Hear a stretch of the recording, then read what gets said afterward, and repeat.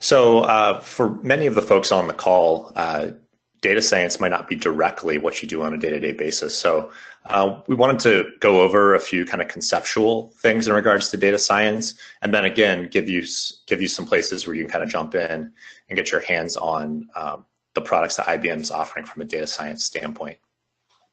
Data science obviously continues to become more and more part of the mainstream, and so we think that some of these concepts are very important for people that are working in the realm of analytics or in a capacity related to analytics to be familiar with them.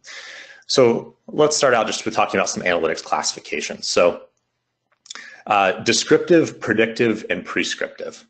Okay, so prescriptive is essentially probably what many people on the call are very familiar with and do today. So a lot of what you do in Cognos BI or Cognos Analytics would be considered descriptive. So it's looking at information usually from the past or maybe even real time and kind of reporting on it, maybe summarizing it, giving an output of that information, even allowing you to slice it and dice it and such.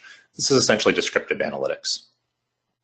So predictive is, as the name suggests, of course, looking into the future. So applying some algorithms to inputs from what's happened in the past or what's happening now, and then making some determinations about maybe a number or some classifications that are kind of looking into the future or making some determinations based on the past. And then prescriptive is probably the one people are least familiar with, but I think are going to become more familiar with in the very near future, because in some ways it's maybe the ultimate expression of analytics. So it's actually saying, okay, so here's some inputs. Now, what should we be doing? Of course, with predictive analytics, you can maybe get the results and you can come up with some ideas about what you should be doing, but prescriptive analytics is actually kind of giving you a plan of attack. So a very down-to-earth example of each of these buckets would be an automobile kind of simulated dashboard here. So the speedometer is essentially our descriptive analytics. It's just telling us how fast we're going right now. The 114 miles until empty there on the left side is a prediction. So based on the way we've been driving, the way we're driving right now, how long is it going to be until we need to fill up our gas tank? Get some prediction of that number. But then the prescriptive piece is our navigation there in the middle. So there might be a predictive element to that. The system's determined that based on certain conditions or based on certain history, that some road might not be the road to be on because you might be stuck on it for a while. But based on that, it's going to give you a prescription of what route you should take. So hopefully that helps these concepts become a little more grounded for you, even though those are very simple examples. Okay, so from there, let's jump into kind of specifically data science classifications. So we're going to leave descriptive kind of for the moment and talk more about the other two. So really, first of all, just a little foundation here. Data science and machine learning and AI, these things have really been around for a while, since around the 1930s.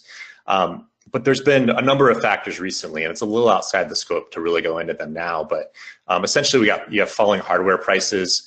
You have these GPUs now versus CPUs, which are able to process many more transactions simultaneously. And then you have cloud architecture, which oftentimes allows you to take advantage of unused resources and process very complex calculations kind of when those resources become available, so at a much lower price point than you could in the past. So all these things have really led to a resurgence, if you will, or a renaissance of some concepts that were actually thought up quite a while ago. And so let's talk about what some of those are. So predictive modeling, machine learning, these two things are very closely related. Essentially, predictive modeling usually implements some machine learning algorithms, although colloquially, you might hear some people talk about machine learning in a way that's maybe predictive modeling, but a little more automated, like the system's kind of in an automated fashion, taking in additional data and taking the results of an additional run and then processing it back through the model. But at any rate, these two are very, very closely related. Machine learning can be supervised or unsupervised. We're going to see a visual in just a second, and we'll talk just a little bit more about that, although we won't go into any of this in detail here. And then deep learning. So deep learning it's essentially synonymous with neural networks or artificial neural networks. These are all kind of synonyms. And this is really inspired by the human brain. It essentially uses layered algorithms, so one algorithm on top of another, and allows for even more complex calculations to be achieved, and allows for things like finding faces of dogs that look like blueberry muffins, as you see there in the bottom right-hand corner. But in all seriousness, the primary use case right now for deep learning is actually in image recognition. Obviously, there's many legitimate business cases in addition to the ones that you might be able to kill time with on the internet. But that is the primary current application for deep learning. And then finally, there's decision optimization. So decision optimization, we're going to talk a little bit more about here in a second, but this is that prescriptive piece. So the first few there, those are all considered predictive analytics, and then decision optimization is prescriptive. Okay, so here's a visual that kind of gets at machine learning concepts. So essentially, you give some input. The input here is a picture of a cat, which is kind of a classical example, but this could be structured data as well. It could be something from a database table or some other unstructured text or audio. And then you do either supervised learning or unsupervised. So if it's supervised, a person is essentially providing some labels. So it's saying like, I want to recognize cats. So teaching the machine to actually classify things as such. Unsupervised is not providing the labels. So it's allowing the system to find commonalities and then come up with labels essentially, or come up with groupings. And then the output there on the right, we're not going to go into this in detail, but essentially, you're coming up with there's some way to classify, which is saying what something is. Regression is essentially coming up with a number or a value, or then clustering is saying, okay, this thing belongs with some other things. So these are essentially in a very basic level, the inputs and outputs for machine learning, or for really predictive analytics in general. So let's try to relate predictive to prescriptive. Okay, so here's some examples from a business context. So in marketing, you might predict a campaign's return on investment, but based on that, you then can prescribe a plan or a marketing campaign. And I'm not going to talk through each one of these individually, but you can just kind of look through them and you can see essentially at the prediction level, each one of those provides some type of a number, which is something that someone could use to then do something, a business value, but it's not a direct plan in itself. Where at the prescribed level, there's some optimization that's being taken place. It's optimizing maybe what you're doing with that information from the prediction, and then helping you figure out what action to take. So let's kind of look at very briefly one specific use case. So this is kind of a marketing type of example. So the input that you would have to your predictive model would be information about a customer, a potential customer. Okay, so James X here, we're going to feed in a gender, age, income, essentially demographic information. And we're going to feed that into a revenue scoring model, and it's then going to predict, okay, so what kind of revenue could we expect? And this looks like kind of a banking example. In terms of mortgage, savings, pension, what values are to be expected here? So based on this, we can come up with this table, and we can say for each client, here's what we would expect.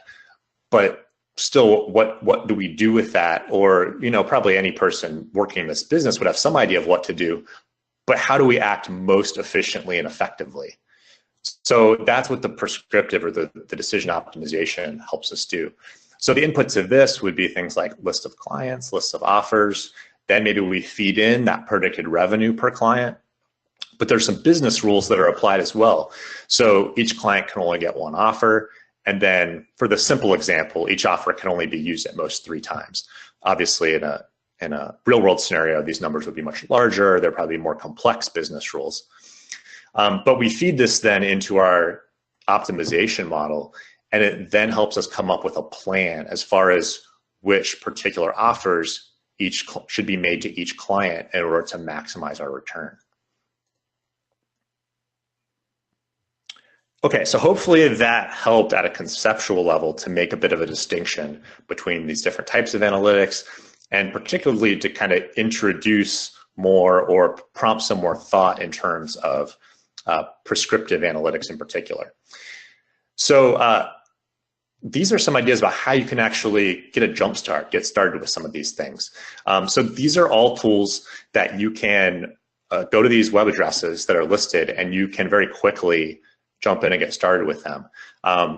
The SPSS one is the only one that actually requires a download.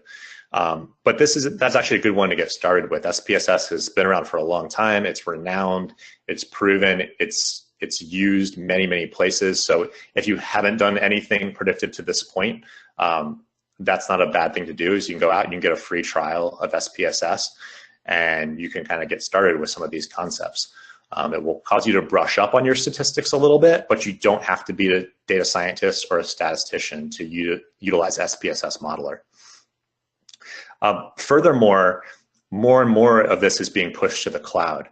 So you now have within the data science experience or Watson Studio, you have kind of predictive modeling functionality, machine learning functionality that's being included there as well.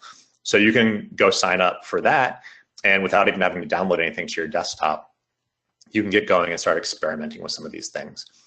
And then finally, decision optimization. Same thing. There's a cloud offering that IBM has available, and you can sign up for free and give it a shot. Now, this can get very complex very quickly. With the decision optimization, there's complex mathematical formulas or algorithms that are fed in generally to decision optimization applications. But the good thing is there's actually a bunch of examples there. So if you go and sign up, there's a list of, I don't know, a dozen or maybe a couple dozen different examples where there'll actually be kind of a description of a use case. There'll be an example of the logic that's being used. So it's a great way to get plugged in and get started and gain a deeper understanding of some of these concepts.